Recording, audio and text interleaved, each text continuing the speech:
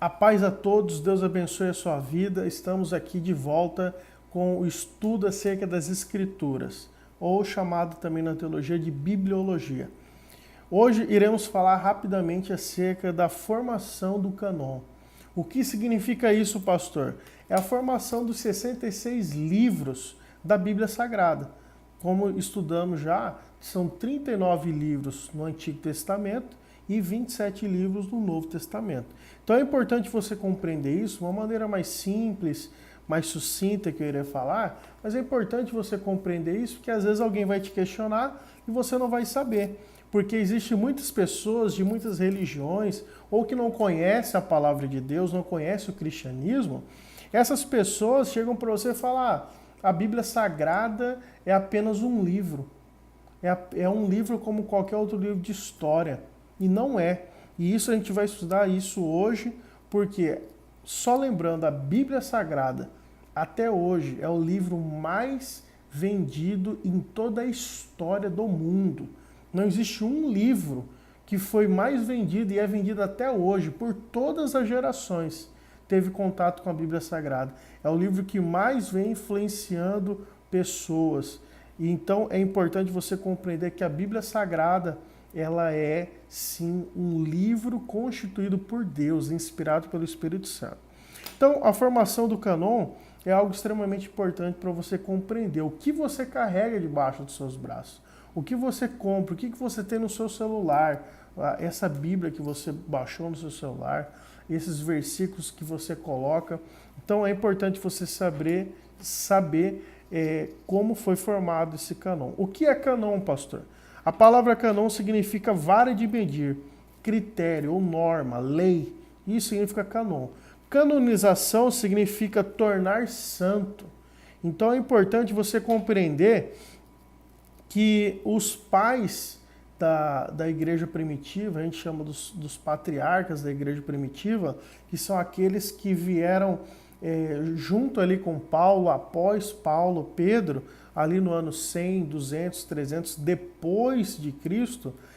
É importante que ali houve o processo de canonização, ou seja, a formação do cânon bíblico, que foi um momento onde se juntou todas as cartas de Paulo, todas as cartas de Tiago, de Pedro, de Lucas, foi juntando tudo isso e foi fazendo a formação do Novo Testamento. É importante você compreender que a formação do Antigo Testamento foi realizada pelos judeus. Nunca houve contestação dos livros do Antigo Testamento.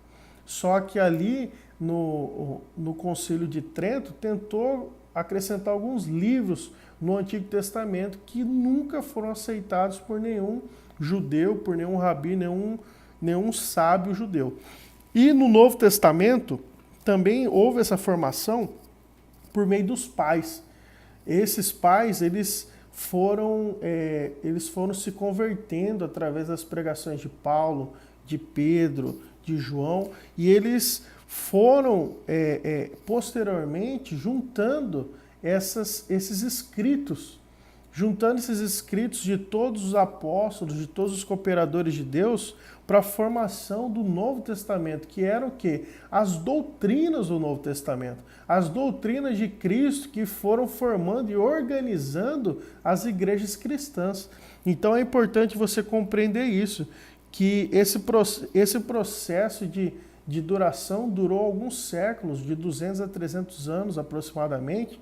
Isso diverge de um livro para o outro, mas essa média, onde eles começaram a analisar as cartas que iam vindo até eles e eles começaram a colocar critérios. Espera aí, essa carta, como que nós iremos saber que esse ensino aqui é inspirado pelo Espírito Santo? E eu notei 6 critérios básicos que foi utilizado pelos pais da fé, que formou esse cânon do Novo Testamento. O primeiro critério, eu coloquei aqui, o conteúdo e a doutrina. Então foi analisado, por exemplo, pegou a carta ali, de primeira carta aos Coríntios, foi analisado ali por todos aqueles homens, pastores, homens de Deus, mulheres de Deus que se juntaram e começaram a analisar o conteúdo, a doutrina daquelas cartas. Ou seja, o que aquela carta estava pregando. estava falando da santidade de Deus, dos procedimentos de uma vida cristã, de oração, de busca a Deus, de um comportamento cristão, de uma mudança do mundo para o mundo cristão. Então, esse conteúdo foi totalmente analisado por eles. O segundo critério foi a edificação. Aquelas mensagens edificam, a gente vê na palavra de Deus que a palavra de Deus ela vem exortar, consolar, edificar.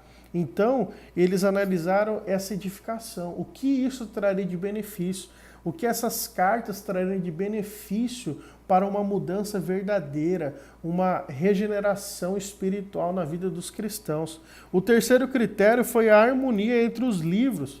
Então, além de analisar toda essa doutrina, foi a harmonia entre as cartas de um com o outro, de Tiago com as cartas de Judas, com a carta de Judas, com a carta direcionada a Filemon, com a carta direcionada aos Coríntios, aos Gálatas. Então foi analisado toda a harmonia dessa doutrina da palavra de Deus e a gente percebe que há essa inerrância, não tem essa contradição de doutrina. O quarto ponto foi a harmonia com as doutrinas verbais. Então a gente sabe que o início de tudo isso, Jesus ele não escreveu nada.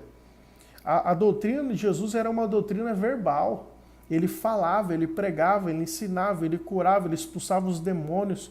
E ele ensinava as pessoas de uma maneira somente verbal. A gente não vê na palavra de Deus e nem na história Jesus escrevendo uma carta, escrevendo um livro.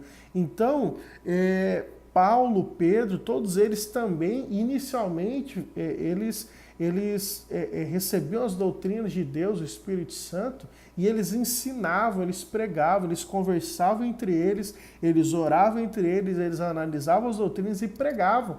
E posteriormente, muitos anos depois, eles começaram a escrever, assim como João Marcos escreveu o livro de Marcos, o Evangelho de Marcos, assim como Lucas escreveu o Evangelho de Lucas, escreveu Atos dos Apóstolos. Então eles oravam, eles buscavam a Deus e posteriormente começou a juntar essas doutrinas e escrever para que facilitasse ler essas doutrinas para todas as igrejas, por exemplo, de Corinto, a todas as igrejas de Gálatas, da Galácia, todas as igrejas ali de Roma.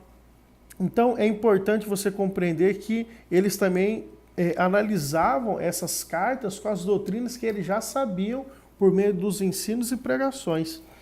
Quinto ponto, o histórico do escritor, o seu testemunho perante a sociedade cristã. Então, com certeza, um dos critérios extremamente importantes foi analisar quem escreveu. Quem era Lucas, o chamado, apelidado de médico amado?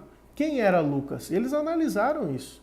Lucas realmente era um homem de Deus, era um homem que tinha um testemunho perante a sociedade cristã, era um homem que tinha comportamento harmônico com a palavra de Deus. Não um homem extremamente perfeito como Cristo foi, mas um homem que realmente se arrependia dos seus pecados, que quis uma mudança de vida, que tinha um coração totalmente voltado para a obra de Deus, um coração voltado para a palavra de Deus, para o Espírito Santo.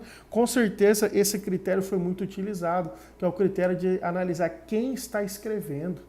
Porque com certeza surgiu muitos, como existia filósofos naquela época, falavam, não, agora eu sou cristão, agora eu recebi uma revelação do Espírito Santo, quero escrever doutrinas, porque eu recebi de Deus. Com certeza teve escritos dessa maneira, e os pais da fé afastaram esses escritos, porque esses autores não eram habilitados. Vamos passar para o próximo bloco,